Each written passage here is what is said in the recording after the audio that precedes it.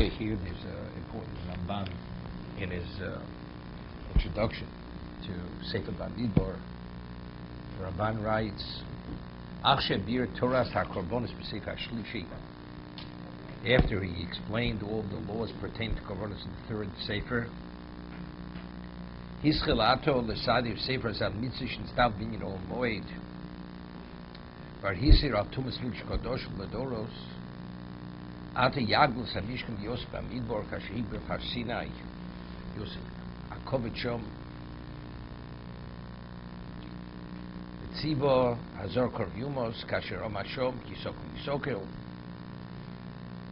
Tzibo V'Lo Yiru Yovol Liros Kavalas HaKodesh Meso. This is the famous Ramban that we find that the Mishkan was a replication of Sinai. Kashi Shom Pen Yirsu El Hashem Liros V'Tziva Shmartim Mishmeres HaKodesh Zubdei Zubdei Kasher Hoyu Shom V'Gam HaKodesh Nigosh Mel Hashem Yiskadoshu. Yep. Second.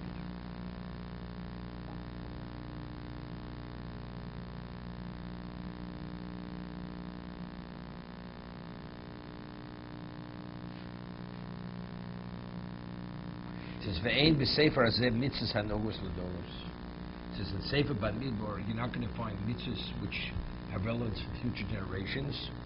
Zulosik tras mitzvahs beyond hakobonos shehischu b'sefer hakohanim v'lo nishlam biuran sham yishlimam b'sefer hazeh. Okay. It's the Rambam. One second. Okay. Vayidaber Hashem al Moshe Bamidbar Sinai Bol Moed. Hashem spoke to Moshe in the Midbar, the Sinai Midbar Bol Moed, in the Ol Moed.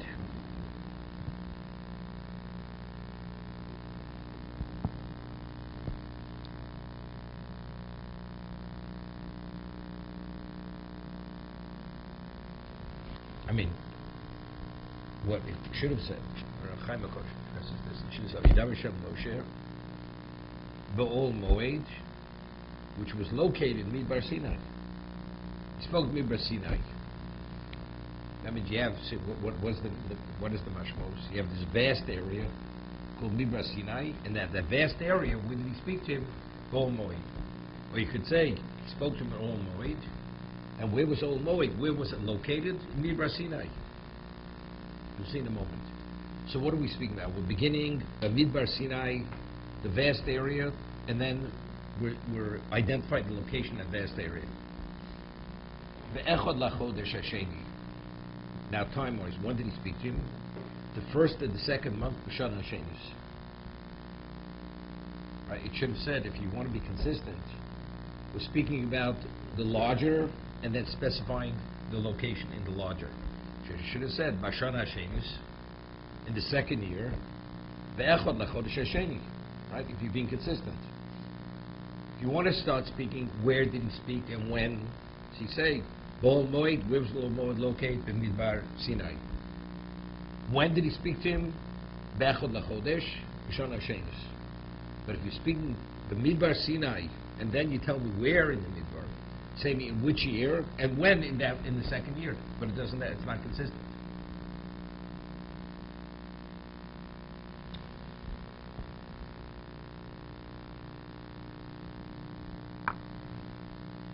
So he says, mention this every year, that as vast as Midbar Sinai is compared to the Old Moed, it's nothing. Meaning the second statement clearly, Echad lachodesh hasheni, that is the detail. And what's the larger number? Shana Hashenis, time-wise. Right? It's not to be disputed. But now let's talk about the opening. What is Midbar Sinai? It's vast. But what is its value? Compared to Old Moed, it's nothing. So we're going from the detail to what's vast. Let's say some Eretz Mitzrayim Lamor. From the time they left Mitzrayim, second year, Rashi, Yidaber Bamidbar Sin Ve'ech Lachodesh Mitoch Chibosa Lefonov Modosam Kol Shoah This is an expression of his love to them, therefore he continuously counts them.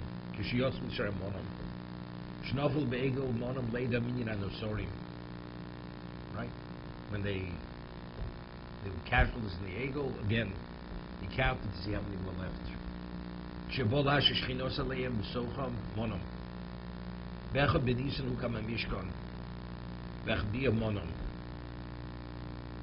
Right, that's Chodesh Hasheni. The Mishkan was erected on the Nisan of the second year, and now in Iyar of that year, he's counting them.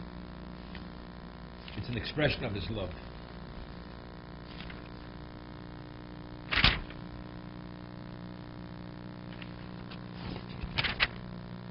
Suas Rosh Chavadas Bnei Yisrael Shmosam.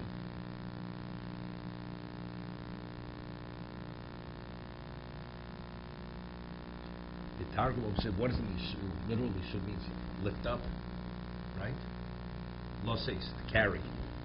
Over here he says, Kabilu Yos Chushban. Kabilu means you should know, or you should count. Kabilu means you should know.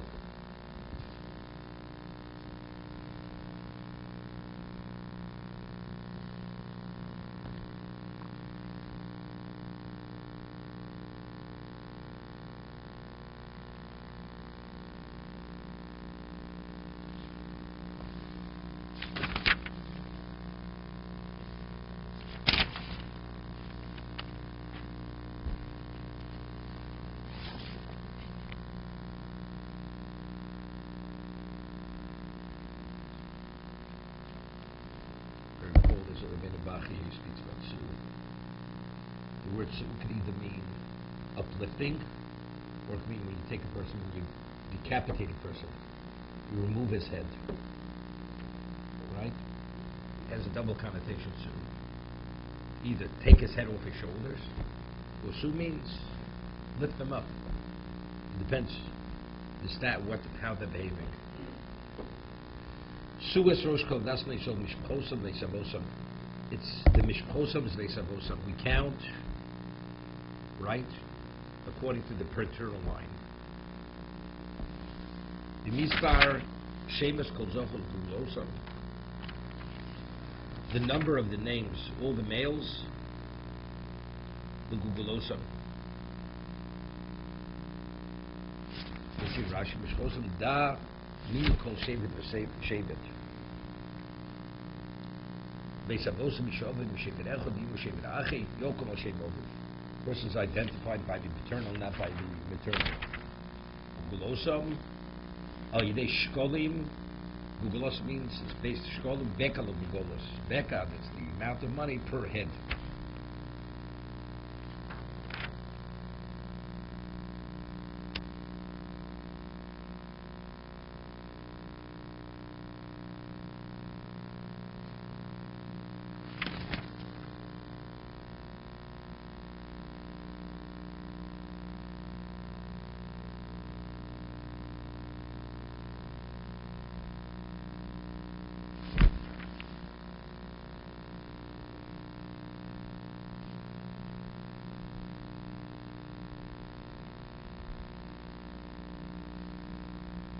Here, for Yoker, he says, what does counting connotate? A person has endless bales of straw. You count how many strands of straw there's per bale. There's no value, right? But when you start counting details, that means each detail has value. So Su means the counting indicates our level, the difference between us and the nations of the world. He explains it. Ki mitzara misva yinot le v'nosei v'yesaseis al kol vo'ami. Asher ein le misva proti. We count the nation by nation. The number of kamo kasha zeh shein derech balagora litein lo minyan. Kach in umus hashkocha protis kim klolis lekim amin kishar behemis v'chayso oretz. Al kol ish Yisrael mushkach biprotus. Each Jew has hashkocha protis. Okay,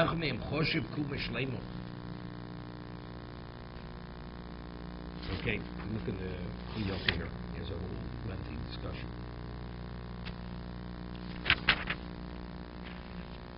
Ben Esrim Shana B'Malo, who's counted? Only from the age of 20 and above. Kol Yotzi Tzov Yisrael.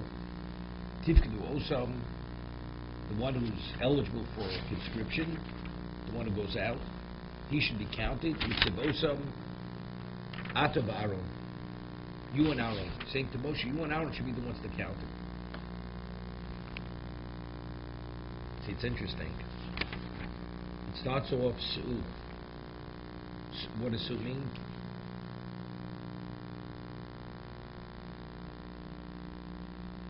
And here it uses Tifkedu. Is it Su'u or is it Tifkedu? Right? How does he how does he translate Su'u? That's what I mean. How does he translate Su'u? So Rashi learns Kabilu Cheshbon. Take the number. Tifkud means the actual counting. Right? Tifkud, to be pokad, means to identify each individual person. One is take the number, and the other is the actual counting. Take the number of each tribe. And how do you do that? So it says, from the age of 20, each one should be counted.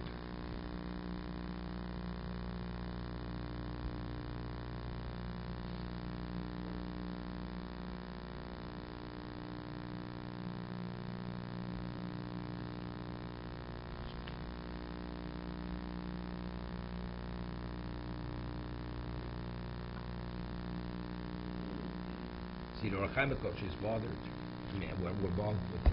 The pasuk could have said, "Be ben esrim shana b'malach yotzi tzom b'Yisrael." Right?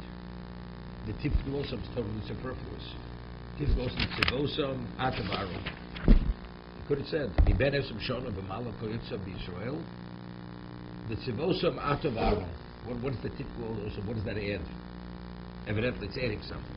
That the Orchaimikoch speaks about it.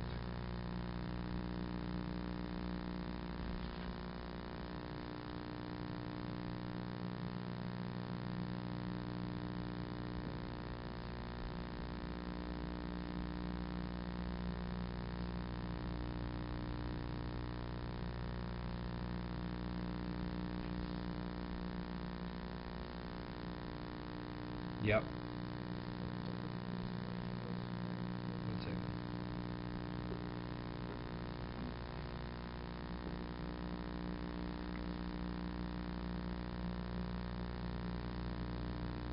What?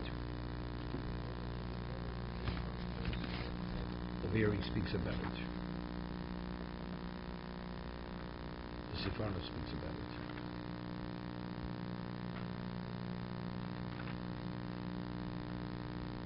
You would have said the Mizbar. What do you Mizbar Shmos? What's the name? Mizbar. We want numbers. What's Mizbar Shmos? So here he says the Sifrano, this famous Sifrano. Maybe he's not here yet. He's the expert in Sifrano. What does the name identify? It identifies the uniqueness of the individual. Otherwise, you're a number.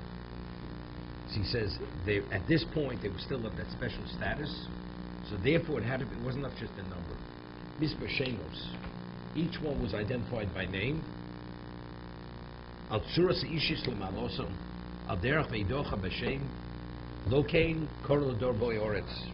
The generation after the 40 years when this generation died out, the new generation, it doesn't say Shemos there. There was numbers.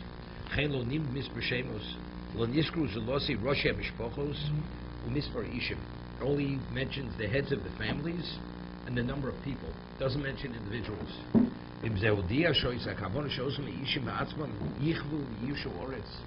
So initially, what if that they're identified by names is an indication that because of their uniqueness and specialness, they should be the ones actually to inherit the land. And they should all survive. But unfortunately, because of Chetem Raglim, they didn't make it in. Okay.